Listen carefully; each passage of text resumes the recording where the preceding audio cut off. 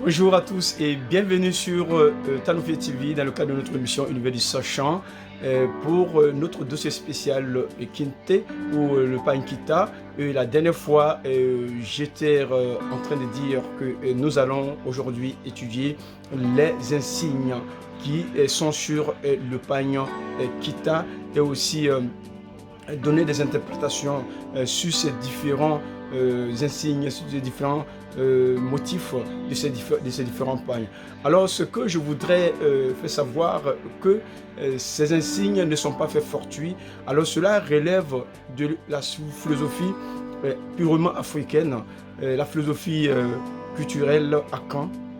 Alors c'est une forme d'expression et cela est tiré de la culture pharaonique, c'est-à-dire l'Égypte antique, où l'Égypte antique développa une science qui étudie les insignes animalesques et aussi certains objets culturels et méthodologiques.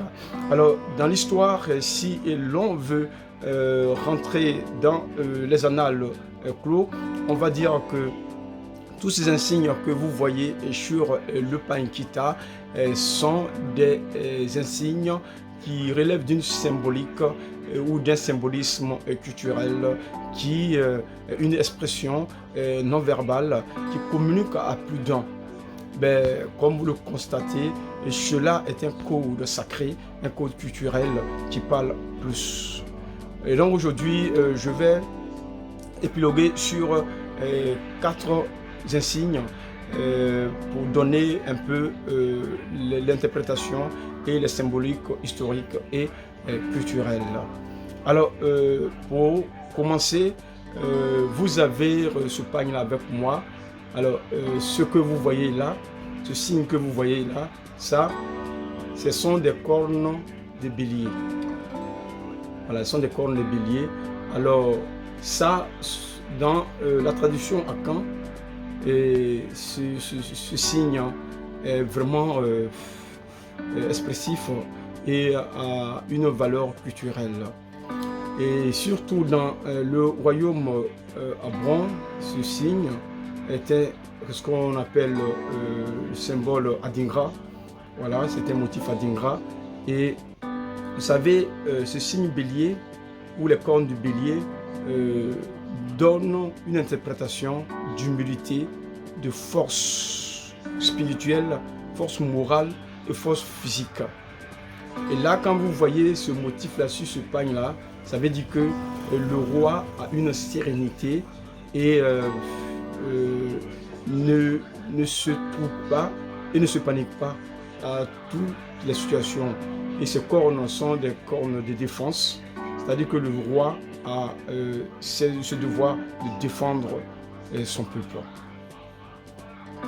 Et il n'y a pas seulement que ça. Nous avons également ce signe-là. Voilà, je vais vous montrer là ce que vous voyez là, ce signe. Voilà, vous voyez 2 épées croisées. 2 épées croisées. Voilà, voici la première épée et voici la deuxième épée. Voilà.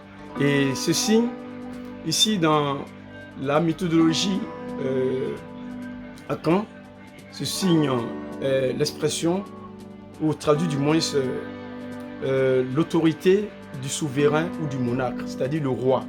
Et le roi a tout devoir de protéger son peuple. Et en même temps, ce même signe-là veut dire que personne n'a le droit de parler après le roi. Et que le roi détient la vie du peuple. Et c'est lui-là même qui doit défendre son peuple. Vous voyez là, nous voyons les 2 épées se croiser. Alors on parle de croisement de 2 épées. Et c'est-à-dire que le fer croise le fer. C'est-à-dire quoi? Si l'envahisseur devait venir torturer ou fatiguer ou tuer ou attaquer le peuple, le roi doit aller défendre. C'est-à-dire le fer croise le fer, l'ennemi vient avec son épée Et aussi, le roi doit aussi aller croiser pour défendre, pour repousser ce peuple envahisseur. Et au-delà de ça, ce signe également est l'expression de l'autorité du roi. C'est-à-dire que le roi ne parle pas trop dans la tradition Akan, mais il agit beaucoup. Donc, quand le roi brandit son épée, il peut agir sans rendre compte à quelqu'un. Et c'est en même temps le signe du courage, la détermination et aussi de l'audace. Voilà, c'est épées croisées. Donc,